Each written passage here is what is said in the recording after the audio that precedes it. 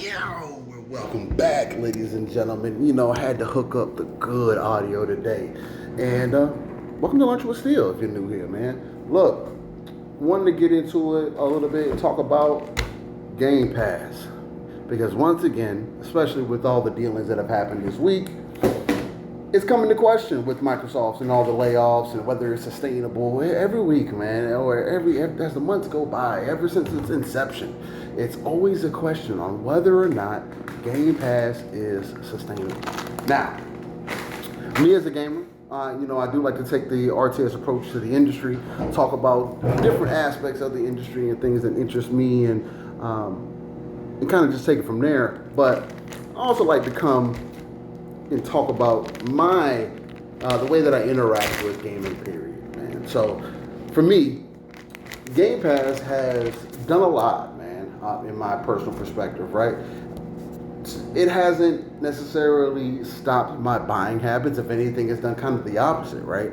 More games kind of that I see interest in, I'm able to play them through Game Pass specifically, or maybe it opens up the ducats to buy a game that I traditionally wouldn't have bought, right?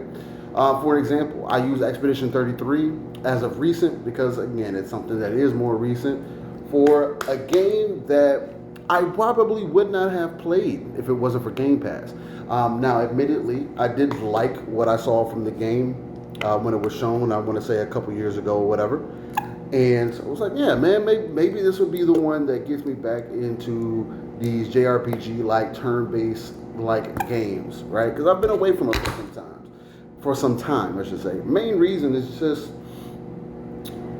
when your habits change, the things that you're interested in change. This is kind of the same way that I look at RTSs, right? I don't have nothing against RTS games, real-time strategy games. The ones you pull yourself out, you're managing resources, managing armies and stuff like that. I was heavy on Age of Empires back in the day. I was heavy on World of Warcraft back in the day. Well, not World of Warcraft, Warcraft. StarCraft back in the day. Like, the list goes on and on. Supreme Commander, Fire. All right? But those games just do not appeal to me the same way that they used to, right? They're extremely time consuming a lot of the time. I'm already extremely competitive. And if I'm going to get good at those games, that has to be the only game that I end up playing. So having that in mind, it does somewhat make me interact with those games differently. Meaning, I don't interact with them at all. So, but it's the same thing. It's the same thing with turn-based games, right? Final Fantasy VII is a god tier game for me. Played it back in the day. Final Fantasy IX is one of my most favorite Final Fantasy just because it was more memorable to me growing up, right? Again, Final Fantasy VII is classic, but 9 was the one that, again, it was the most recent one in my memory that stuck with me. But nonetheless, after that time, I kind of just fell off of it. It's just not for me. I played more action style based games, and that has continued, right? Devil May Cry made me look at things differently. Fighting games made me look at things differently. A lot of different games you can kind of throw in that pile that kind of say, damn, Steel, I can see why you probably don't interact with those like you used to. Game Pass has seemingly, again, has just allowed me to consume my games in a different way that I just wasn't expecting. I know one of the biggest critiques that people have is like, oh, well, you're not buying games anymore. But people are paying monthly to have access to the subscription service that is bringing Xboxes or Microsoft's first-party games day and date into their service. Matter of fact, that's one of the main attractions of it, right?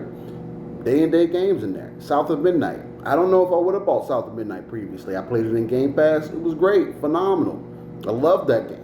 I thought it was solid. And unless we're going to get to a point to where you're going to give me a demo for every single game that has ever released. And I'm talking about not like a 30-minute demo. I'm talking about like an hour to 3-hour demo so I can have a perspective on this game, which I am starting to figure that I don't think these devs want you to have that. Why? They want you to buy the product so that you are tied to going through the entire process of having to get a refund or questioning yourself or, oh, maybe this is a good game. I think there's some shadiness behind that, because to me as a consumer, why wouldn't you want me to try something out, especially game-wise, before I end up putting my ducats down? The only thing that I can think of is it has to be something that more on the nefarious level. Like previously, people would say, oh, well, it takes time to make a demo and all. Bro, that ain't my problem. It takes time for me to go get this bread so I can spend it on my hobby. I want to be able to make a smart purchasing decision. I want to know whether this game, outside of, because we come from the era, a lot of us here in my age bracket grew up in the 90s or whatever, we had to go off of the front cover of the box. How does it look based off of that? Maybe you flip it over and you say, oh man, these graphics look cool. And you get it home, and then sometimes that game don't add up to what you thought it was. I don't think that we should still be having some of those things. Nowadays, games tend to present themselves a certain way, and then you actually get into past halfway into an hour or so into the game, and you're like, bro, I don't think this is for me. I do think a Game Pass helps alleviate some of that, because again, Game Pass is an option. It's not something that is being forced upon you.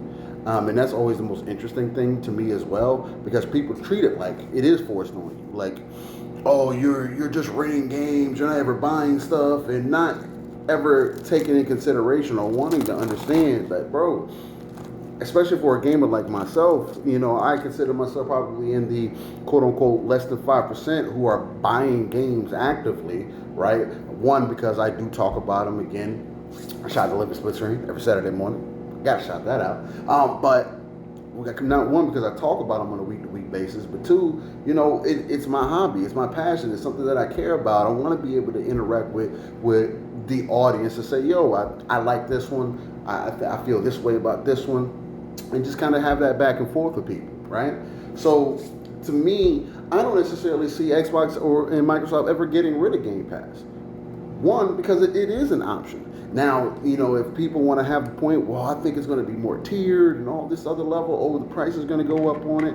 Like, look, I hear you. I understand. I can't necessarily argue with that point. And if they end up pricing me out of subscription service, I don't see myself paying $40 a month to play Game Pass games. I don't see it. Now, is there some form of potential to be there if they opened up a family plan and then, boom, my kids can get access, the wife can get access, everybody, whoever is in the Xbox ecosystem, we're playing games and we're all on board. Yeah, that maybe becomes something different, right? If I want to be able to access it in multiple places, maybe that becomes something different. But I wasn't on the board with Game Pass going above $15. Because again, you want people to engage, right? And the higher you raise that price, the less people are going to engage. Ideally, again, if the price of games are going to continue to go up $70, $80, $90, $100, collector's editions are extremely expensive, whatever the case may be, season passes are continue on. You're not going to put more content in the game. We're going to put it outside the game. We're going to put in the $30 expansion, all these other things on the outside. Then the only thing that I'm going to do is become more pickier with my choices. And I was already being picky. Before I jumped into the gaming community, a few years ago at this point, just being active, talking with people, seeing how people were feeling about different stuff, I was already being picky. I was at a point to where, if there was a game coming out and it did not have multiplayer, I'm not trying to play that shit. Point blank, period. Because it just doesn't make sense to me. But that's because I'm more of a multiplayer-focused gamer, right? I am more of a competitive gamer. I like that aspect to it, right? The value is not just having the single player, but also having that additional layer to it. Now, have I opened that up a little bit? Yeah. And Game Pass has allowed me to do that, right? I'm not saying that everybody else got to do it. Nintendo ain't got to do it. PlayStation ain't got to do it. But God damn it, if PlayStation offered a version to it that I had access to, who's to say that I wouldn't be subscribed, right? If they had games that I was interested in. Again, I don't think they're ever going to release factions, so I guess they're missing the boat on that. Nonetheless, hey, another lunch with Steel. I'm going to get into this sandwich. Really appreciate everybody that's been tuning in, liking the videos, following, all the great stuff. And let me know how you feeling about Xbox Direction, Game Pass, and just games in general today, man. Much love. Y'all be safe. Peace.